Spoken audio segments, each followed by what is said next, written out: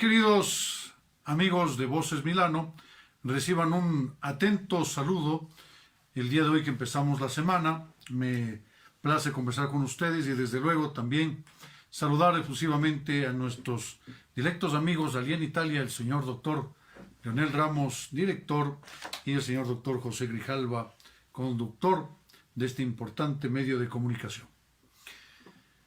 Ecuador atraviesa penosamente una vez más una gravísima crisis. Se ha descabezado por parte de la Corte Constitucional a nada más y nada menos que al Consejo de Participación Ciudadana y Control Social. ¿Por qué es importante este consejo?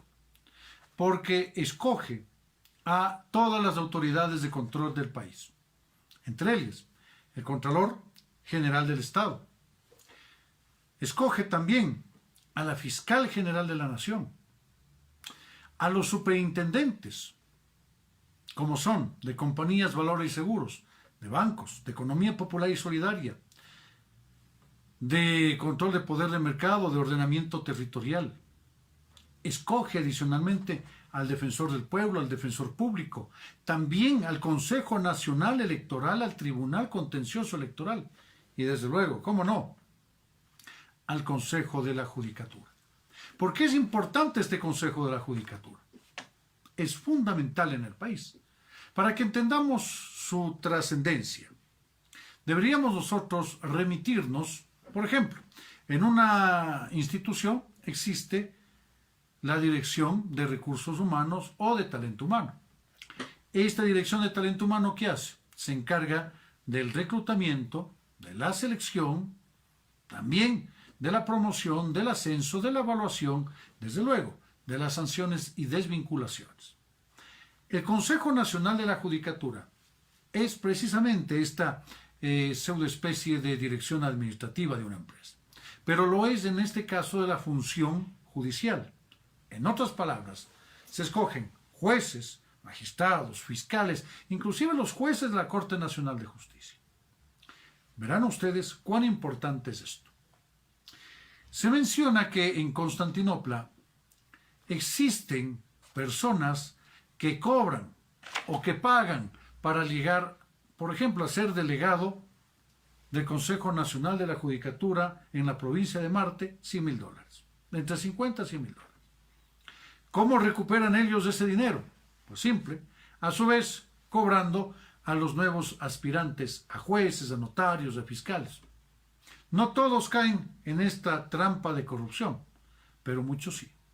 Y a su vez estos, ¿qué es lo que hacen?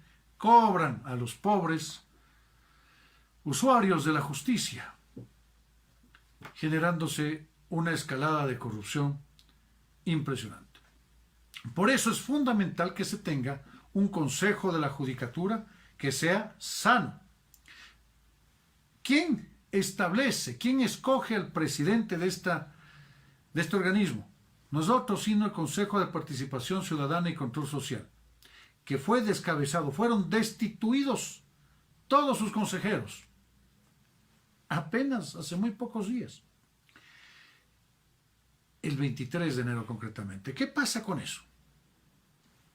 La Corte Constitucional evidenció, toda vez que había realizado una sentencia meses atrás, que estos 7 consejeros simple y sencillamente la habían incumplido. Así de simple. Hicieron caso omiso de lo que establecía esta sentencia y que tenían que simple y sencillamente acatarla. ¿Qué es lo que presuponía esta sentencia? Que concretamente es la 1219-22EP/22 de 26 de septiembre de 2022. ¿Qué decía? En su parte principal, que tiene que escogerse por parte del Consejo de Participación Ciudadana, empleando un término célere, de forma célere le dice, al presidente del Consejo de la Judicatura. ¿Qué sucedió? Se hizo caso omiso. Es decir, la mayoría conformada por Ulloa y los suyos, 4 miembros, simple y sencillamente estaban sesionando, pero unos votaban a favor de una moción, otros votaban a favor de otro integrante de la terna, los otros 3 de minoría que querían salir libres de pecado y no tener ningún tipo de responsabilidad, simplemente o no asistían, o se hacían los enfermos, o estaban enfermos, o cogían vacaciones y no cumplieron con la disposición de la Corte Constitucional. Una disposición que, dicho sea de paso, tan constitucional que se diga no lo es. Ya les voy a explicar por qué. No obstante, sí genera un gran precedente. Un gran precedente porque no puede una autoridad pública en un país democrático constitucional como es el Ecuador hacer lo que le venga en gana. Por una parte. Por otra parte, tan o más importante es lo que sucede, porque ahora le dejan a Álvaro Román como encargado pro tempore, ¿de dónde? Del Consejo de Participación Ciudadana y Control Social. Así reza ahora la sentencia, el auto, que no es susceptible de ser apelado. Es decir, no puede operar ningún tipo de recurso jurídico, porque es de última ratio, de última instancia constitucional. Llama la atención esto, pues la Constitución de la República del Ecuador establece que son derechos de todos los ciudadanos el de la recurrencia, consagrado, establecido en el artículo 76, numeral 7 de la Carta Magna, literal M, para ser más exactos. Entonces, si es que este auto interlocutorio no puede ser apelado, no puede ser recurrido, es inconstitucional. La Corte Interamericana de Derechos Humanos, porque ahora estos 7 se irán allá y esta instancia internacional manifestará, ¿saben qué? Ecuador, la Corte Constitucional hizo mal, consecuentemente, este auto ha violado derechos y principios constitucionales y garantías establecidas en la Carta Magna. Consecuentemente, habrá que repararles vía indemnización, afectando los bolsillos de usted, de mí, de todos los ecuatorianos, de aquellos extranjeros que remiten remesas del Ecuador por vía impuestos. Y ahora se presenta un nuevo problema adicional. Si es que en las urnas el 5 de febrero de 2023, todas y cada uno de los ecuatorianos de forma mayoritaria manifiestan que debe retirársele las competencias para seleccionar a las autoridades. ¿A quién? Al Consejo de Participación Ciudadana y Control Social. Y que lo tiene que hacer como era otrora el Congreso Nacional, recordarán ustedes, ahora la Asamblea, donde había cenicerazos, donde había puñetazos, donde había baños de sangre a los parlamentarios, entre ellos eran unos pugilistas impresionantes. ¿Qué sucede? Esas viejas prácticas de vergüenza democrática en Ecuador van a volver a reeditarse. Por otra parte, era importante, a pesar de que no estemos de acuerdo, en atención a tener funciones del Estado que han sido añadidas de forma antojadiza. Rousseau hablaba, Montesquieu hablaba de ¿cuántas? La función legislativa, la función ejecutiva, la función judicial, pero ¿acaso Ecuador asoma con una innovación normativa en materia constitucional? Y habla acerca de la función de control y transparencia. Y esta transparencia y control social tiene su brazo articulado en el Consejo de Participación Ciudadana. Y este Consejo de Participación Ciudadana lo escogitaban, en este caso, ¿quiénes? Todos los electores ecuatorianos, para que ellos no hagan otra cosa sino escogitarlos. Pero ¿qué sucedió? En el último trimestre, dicho Consejo lo único que hizo fue, de forma inconstitucional, señalar que dentro de la tercera terna, por ejemplo, que remitió nada más y nada menos que la Corte Nacional de Justicia, que tiene entre sus servidores a los más excelsos juristas del Ecuador, se entendería, aquellos con mayor probidad, con mayor conocimiento, con mayor fortalecimiento técnico, pero le devuelven la terna porque no cumplía con los requisitos. Y uno de ellos, en un antojadizo reglamento que fue codificado por allá por noviembre del 2022, en el que exigían una declaración juramentada para que aquellas personas que están dentro de la terna simplemente realicen una declaración juramentada notariada, en el evento o en el caso de manifestar simplemente lo siguiente, que no fueron posesionados en ningún otro puesto por parte de este consejo. O mejor dicho, nombrados. ¿Qué sucedió? devolvieron la última terna precisamente por esto.